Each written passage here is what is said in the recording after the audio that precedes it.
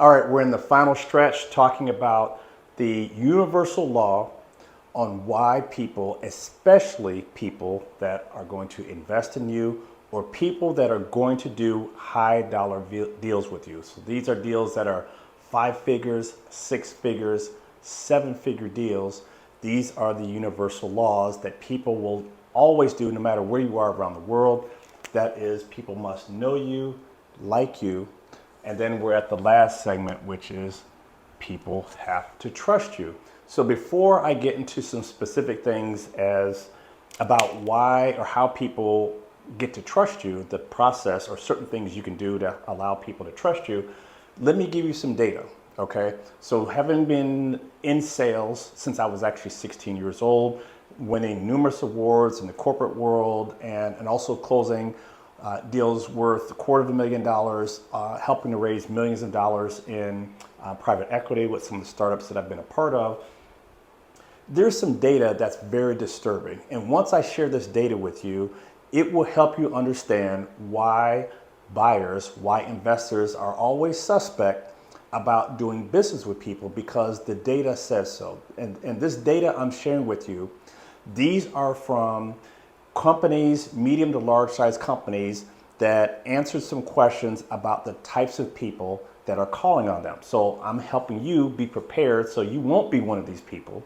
But the people that they're doing business with have established a bad reputation, but you won't fall for the banana in the tailpipe if you're a Beverly Hills Cop fan from back in the day. You won't fall for these because you will be well prepared. You're listening to me, and I'm going to help you be effective when you're in front of large enterprise 5, 6, 7-figure deals, people that are the decision makers in that process, as well as investors. So let me give you the first one, all right?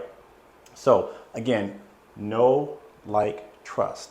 We're talking this segment about trust. So let me give you some data. So out of all the people that were in the survey, hundreds if not thousands of people providing this feedback, they talked about the percentage of people that are calling on them, people that are trying to sell them something, a product or service, especially these are high-end customers, so big deals. How many of these people, or what percentage of these people would they consider to be trusted advisors? Meaning, how much do I trust the words that are coming out of these people's mouths, to quote Chris Tucker from Rush Hour? So how much are they trusted? And this is the problem.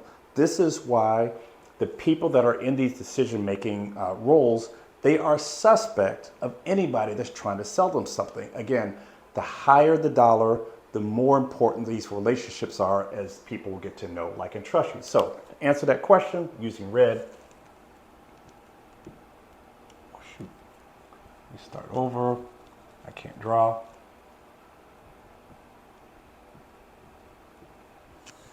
18%. 18% of all the salespeople, sales executives, business development, whatever you want to call it, that are trying to sell to high-end customers, that are trying to close them on 5, 6, 7-figure deals, and many of these are recurring annually, only 18%. 1 out of every 5 salespeople, buyers would consider as trusted sources, all right? So that is a problem. If the whole process is that people have to know you, like you, and trust you, but only 1 out of 5 buyers actually trust the people that are trying to sell them something, that means more than half the folks are not going to get the deal because they're not trusted. They are not to be trusted in the business setting. And we'll talk about some specific things that will help your buyers learn to trust you, especially if you've done the homework, they got to know you, you've done the homework, they got to like you. We want to make sure you cross the finish line and they get to trust you. So 18% are not considered trusted advisors, or trusted in the sense of business. 1 out of 5. Horrible. That's not what we do. That's why you're here, because we're not going to be part of those 4. We are going to be at least the 1 person that they trust. All right. So statistic number 1. Number 2.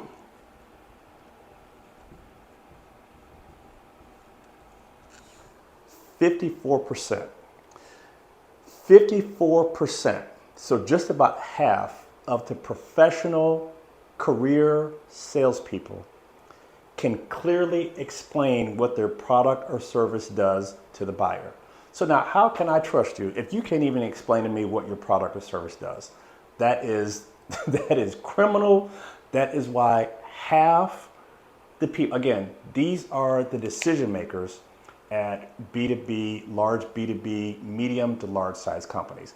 Half of them do not, can't say the salespeople can't clearly explain what it is their product or service does. So again, I might know you, I might really like you, but if you can't help me understand what your product or service does to help me in my business and to solve my problem, we can't do business, and I damn sure don't trust you. So that trust factor, in terms of not even being a trusted advisor, somebody I just trust the words coming out of your mouth, 54% can't clearly explain their business.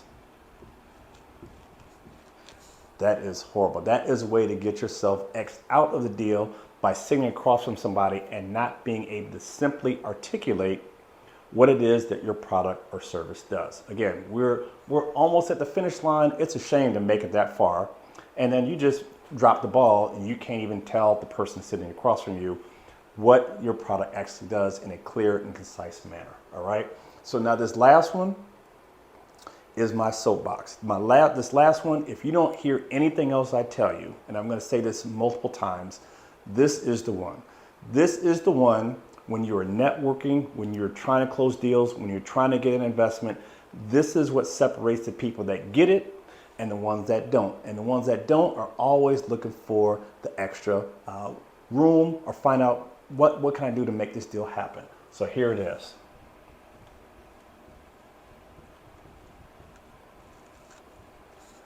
48%. 48% of business professionals, professional salespeople. This is not even startup founders, business owners that happen to do sales as a part of their function and running a company. These are career sales professionals, the buyers to whom they're trying to get business from, trying to get these large, business from large and medium-sized companies. 48% never follow up. Never. Half don't follow up. So it looks like this. You've got to know, like the person, they got to know and like you. You've delivered a great presentation. We're going to get into that in another video to talk about the aspects of what a great sales presentation looks like when you're doing B2B sales. You got that far, they say, you know what, Kirk, we really like your product or service. We think we want to move forward with you.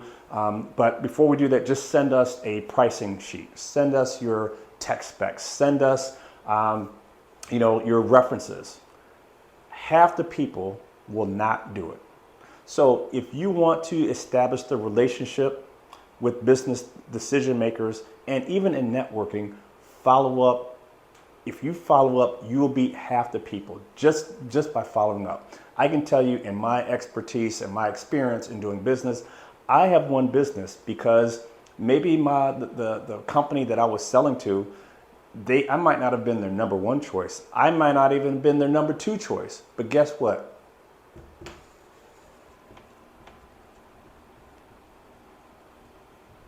Oops. I was the only one that followed up consistently. And why is that so important? Because when you are trying to win the business, right, you are putting your best foot forward, meaning this is you showing them how you're going to do business with them. So in the buying process, if you don't follow up, that lets them know when we finally do sign this contract and we ask you for something, we probably aren't going to hear from you. So half the people, again, trying to sell to medium and large businesses, 5, 6, 7-figure deals. Even some investors have asked for certain documents, and people don't follow up. So guess what? You don't get the money, you don't get the investment, and all you had to do is make sure that you follow up consistently. So trust is so simple, and that just do what you say you're going to do and be on time and consistent with what people want.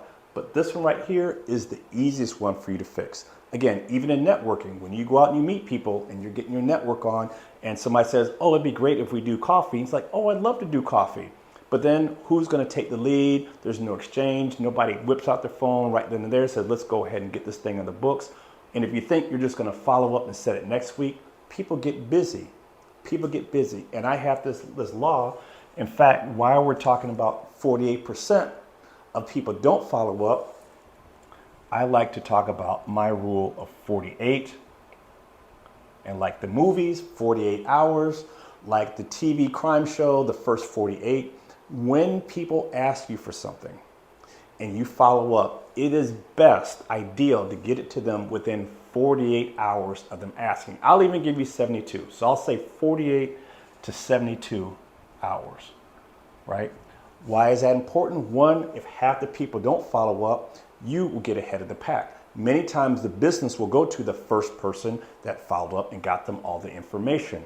The second thing is the further you get away from the action date or from the ask, the further it is from people's memory. We are busy. Your priority is not your buyer's sense of urgency. That is not the most important thing on their mind. So if they're asking you for it, get it to them in a timely manner because it is still top of mind. And the further you get away from it, the less important, the less top of mind it is.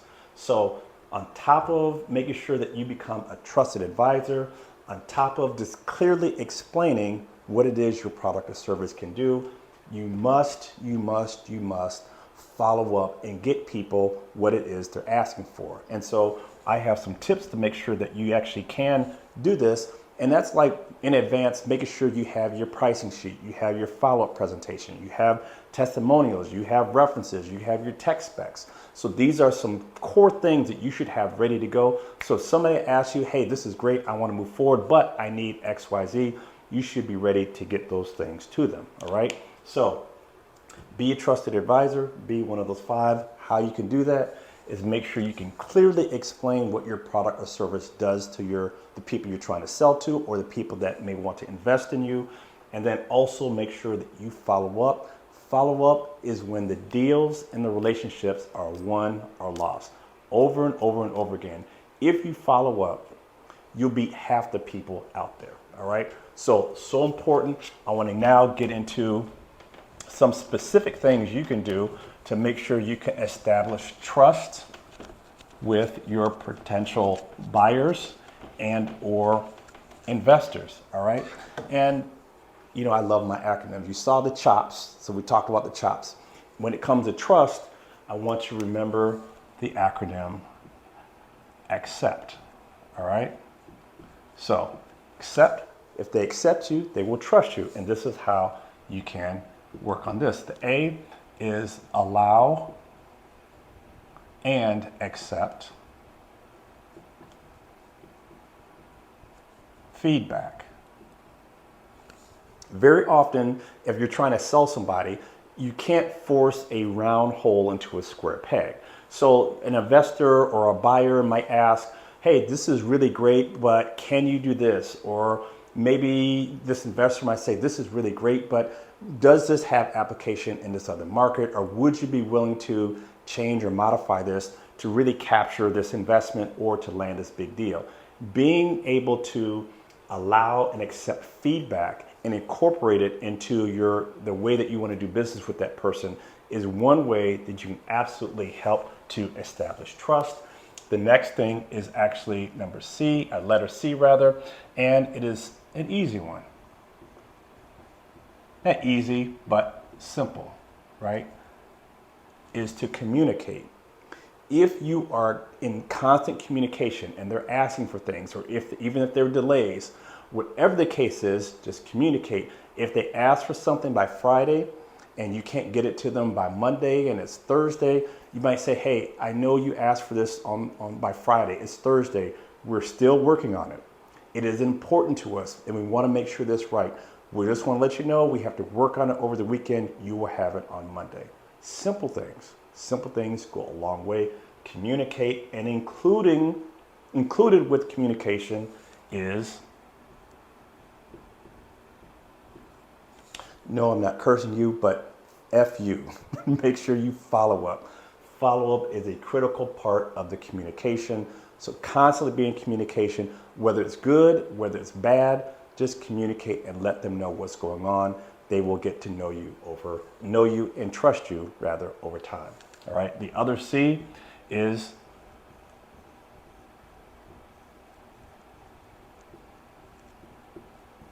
confidentiality.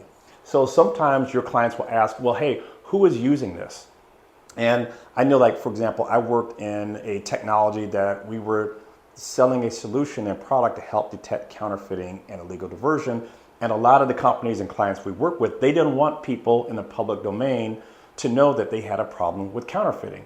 And so if they're trusting us with that information, when I go into a sales meeting, if I start telling them all about their other companies and clients, and I'm sharing with them confidential information or gossip about another company, that is not a good look, or another person, because they're thinking in their mind, well, if this person is sitting here telling me all this confidential information, I know if I share something confidential with them, they're going to go run their mouth. So if you can respect and keep confidential the things that are from your other discussions or other clients and customers, and you express that while you're in a meeting with your potential customers and our investors, that makes you look good. Confidentiality goes a long way, especially if you can express to them that you not only respect the confidentiality of your other clients and customers, because if you do that, they know very, very, with a high degree of certainty that you will do the same thing with them as well. All right. So allow and accept feedback, communicate, especially the follow-up, confidentiality, keeping things confidential. And E,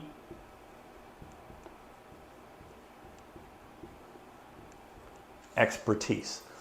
There's nothing like doing business with somebody that is the most knowledgeable person in the game. You are the subject matter expertise.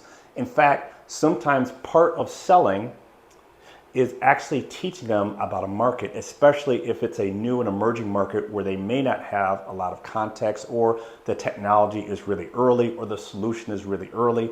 If you can help educate them on things that are beyond what your product does, and you are able to be their expert in that particular field, builds a ton of trust. I know sometimes I'd have my customers, or especially in large companies, they might be looking for an answer. And even though it may not be related to my product, they would call me because they could trust that I knew what was happening in my industry. So your expertise, being a subject matter expert, not only on your product, but in the solution and in the market in which you're doing business, is another way to establish trust with investors and also with high-end, medium to large, 5, 6, 7-figure client deals. All right. So accept, that's E, expertise. P,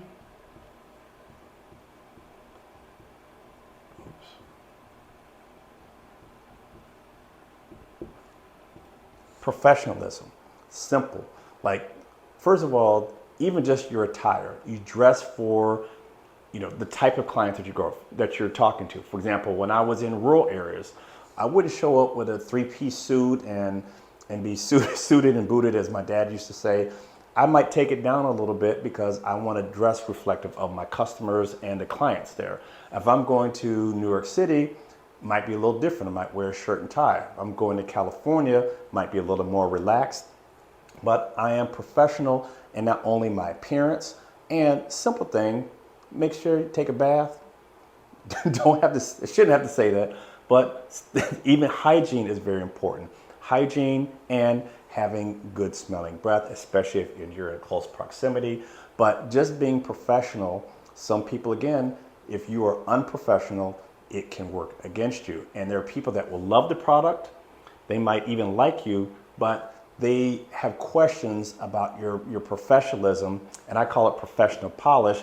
May not be major, just little things, because people are going to look and see in the long term, if I do business with you, and again, if I'm going to invest in you, if I'm going to spend 5, 6, 7 figures with you, I want to make sure that everything is going to look good, things are going to have a bow on it, as they say, and things are going to be done in a professional manner. For example, if you're networking, somebody asks for a resume for you, you wouldn't pull it out your pocket, it wouldn't be folded in your pocket. You want to show up in a folder, have it nicely printed. You have presentations that are nicely done, no spelling errors or anything like that.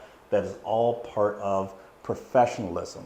and it goes a long way. That professional polish, again, it might not be a big deal to you, but it is a big deal to the people that want to write checks to you and do business with you when it comes to 5, 6, 7-figure deals. All right, we're almost done.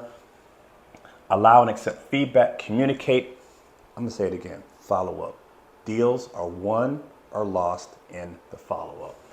Confidential, keeping things confidential, making sure you don't badmouth your competitors or say anything that's gossipy in front of folks, because that is a bad signal. Because if you're talking to the buyer about somebody else, they already know that you will probably talk about them as well. Your expertise, being a SME, subject matter expert, builds trust, because they know if I don't have answers to it, I know I can come to Kirk or you, because you're going to learn how to be the best in your respective field. Professionalism, I don't have to worry that you're going to say something wrong, that the presentation is going to be raggedy, you're going to have misinformation. I just know when you show up, you're going to be polished and everything is going to be ready to go. And the last thing I'm going to say in terms of building trust, transparency. And all that means is just being real with people. Don't oversell. The whole saying works so well. You under promise and over deliver, right? If there's certain things that you can't do, or there's deadlines you can't meet, or if there's certain features about your product or service that aren't ready and aren't going to be ready for a while, tell it like it TI is. Just tell the truth. Say, you know what? I know this is important to you. We aren't going to have this feature ready for another couple months, but it is on our roadmap. We will have it. It just isn't going to be ready right now.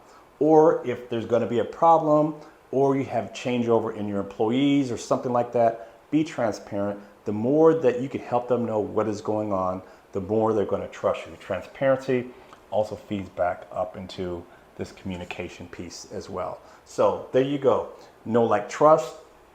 Become a trusted advisor. Only 1 out of 5 professional career salespeople are considered a trusted advisor by medium to large end buyers. That's horrible.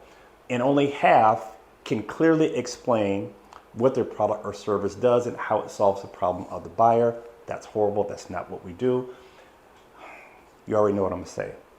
Half the people will not follow up. If you follow up and do what you say you're going to do, you are doing better than 50% of the people that are trying to do business with those same buyers.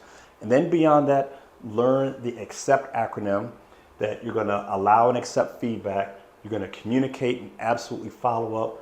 Keep things confidential. Make sure you express your expertise, because you're going to work at being a subject matter expert and being one of the most knowledgeable people in your field. Be professional and transparent. If you do these things, there's a high likelihood that your high-end buyers, 5, 6, 7 figure deals, and your investors will trust you, and they will love to do business with you. And that is why, if you do those things well, people will know you, like you, and trust you. And this trust is the last hurdle that you have to get over before people will invest in you and do business with you. All right? I am Kirk Barnes. Let's get it. These are the secrets and the universal rules to doing business anywhere in the world, any industry, any product or service, especially when you're looking for high-end investments, angel investments, or VC money, or private equity, or even loans, because this is the same thing. It does not matter, right? And also for 5, 6, 7-figure deals.